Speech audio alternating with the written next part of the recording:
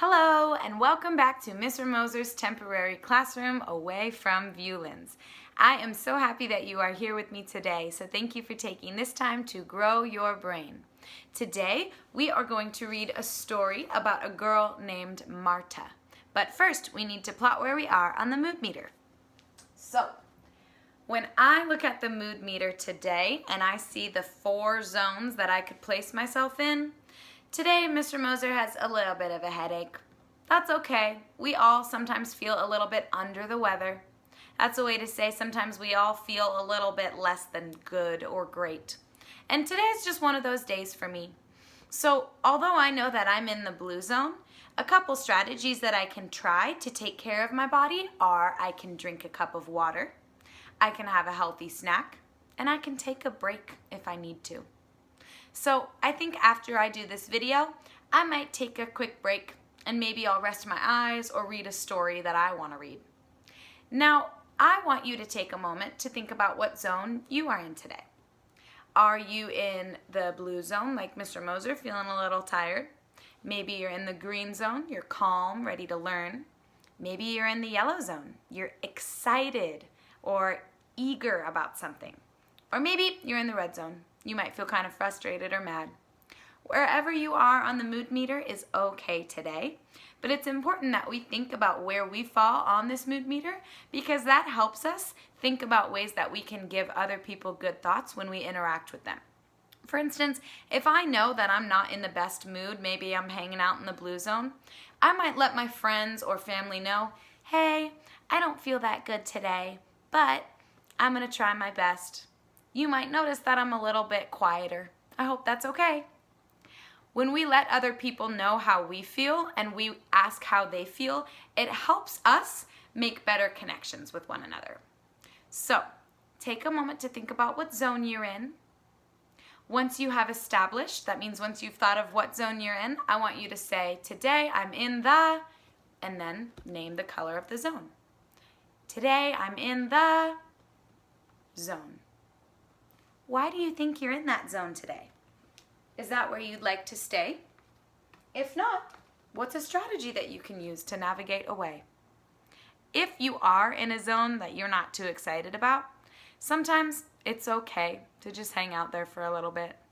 We all have days where we feel tired or frustrated, and that's all right. It's part of being human. We're all human, and we all have tough days sometimes. So, thank you for talking about your feelings with me. Today we are going to read Marta, Big and Small.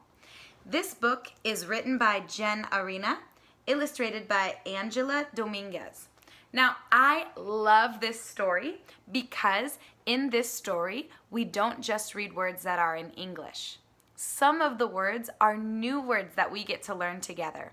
Or they might be words that you already know if you speak Spanish at home with your family.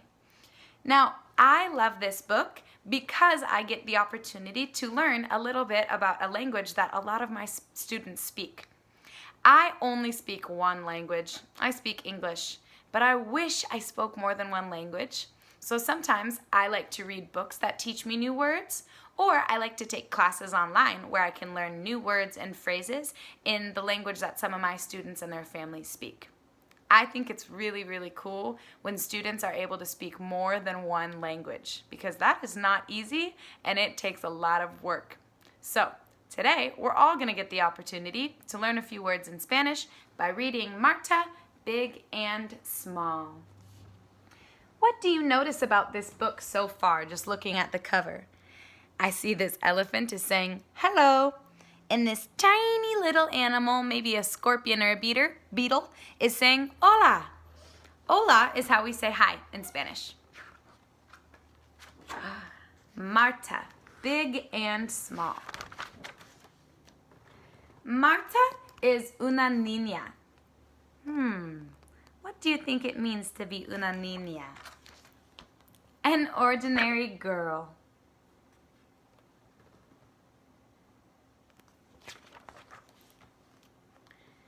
To a bug, Marta is grande. Big, very big. Oh, that helps me understand that the word grande must mean big. To an elephant, Marta is pequeña, small, very small.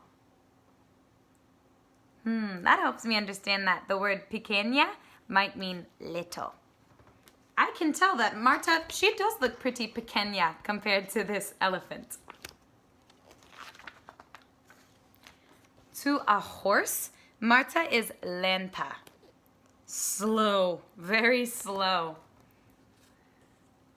I like that connection because I know from what I've learned about horses that they certainly are fast.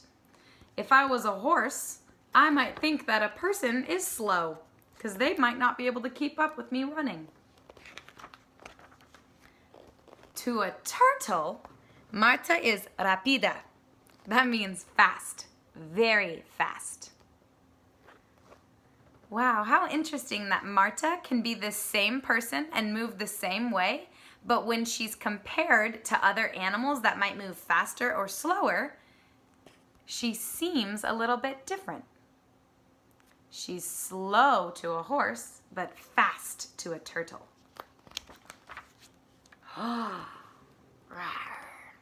To a lion, Marta is tranquila, quiet, very quiet. Wow. When I see this word tranquila in Spanish, it reminds me of the word tranquil in English. If I'm tranquil, it means I'm peaceful and calm and quiet.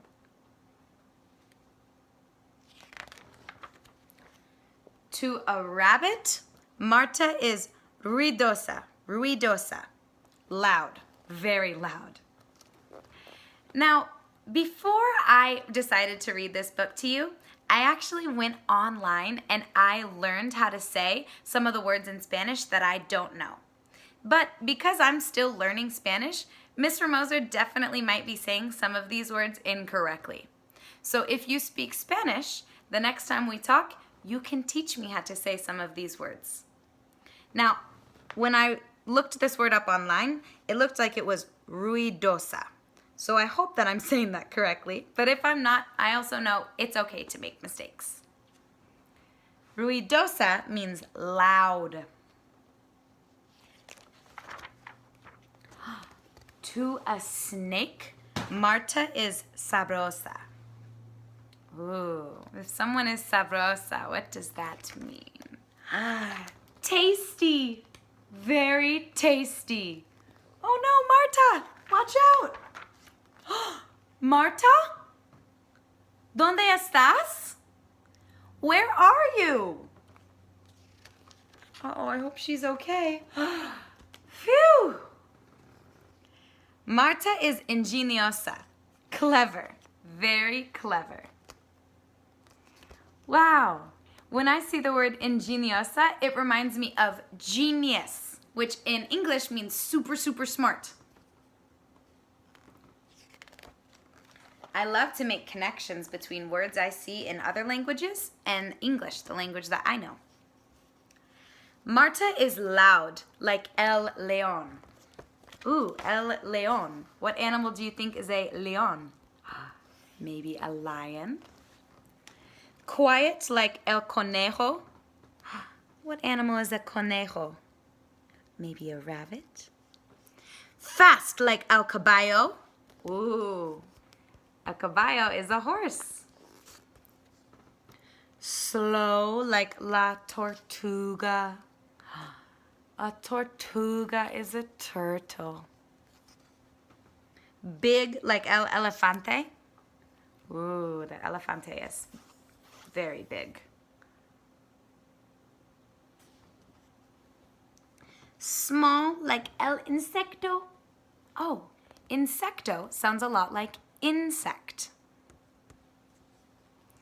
Sometimes I notice that even if I don't know very much of Spanish or a lot of Spanish, if I make connections between words that I know in English and I look for parts of a word that sound familiar, it might help me figure out what the word might mean.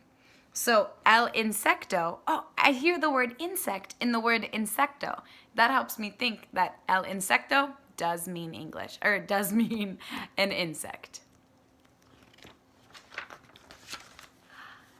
Oh, and clever. Very clever, like una niña.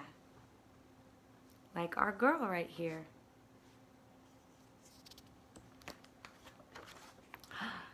Here we go.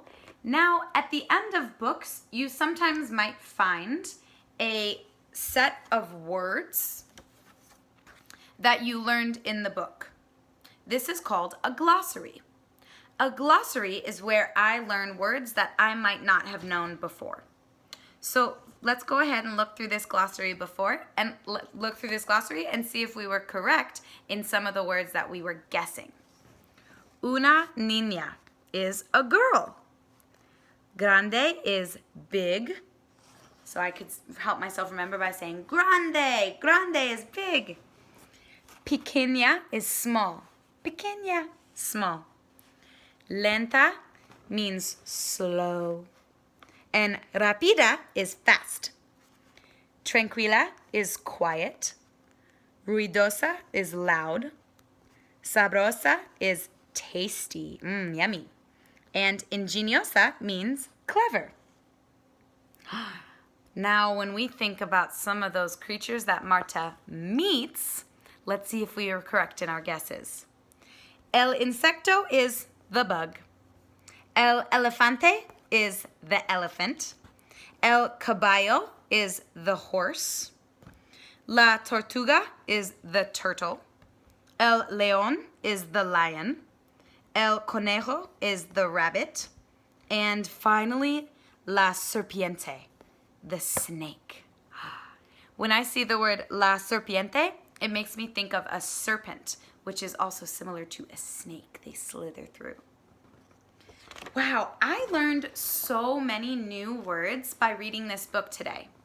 But the thing about learning a new language or learning anything is that it takes a lot of practice for us to be able to master new skills.